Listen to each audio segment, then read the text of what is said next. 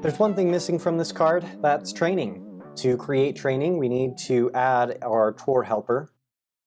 You can actually look at other cards to see how they implement this Tor.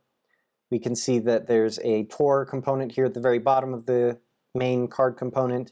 It takes the steps in, and we'll talk about the steps in a minute, but then we also need to add the client object here so that it knows whether it's in training mode or not. So we can just grab that, copy it, come down here and paste it in, and then we'll create our training steps function, and then client object is going to be just props.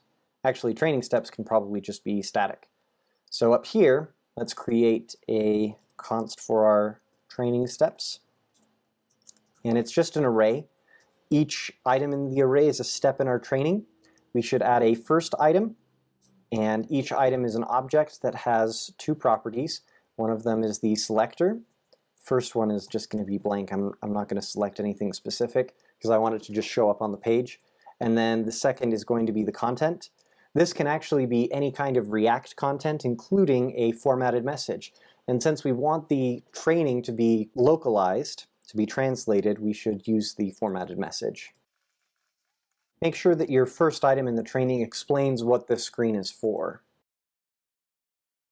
For subsequent steps, make sure that you have a selector for the step so that you can choose the area of the screen that you want to highlight. For example, the second step will talk about the station list.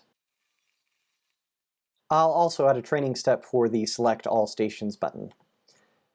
Remember, for formatted messages, the ID needs to be unique.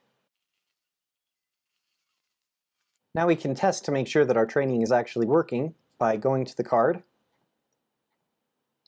and clicking on the training button. And we can see that it's working just fine.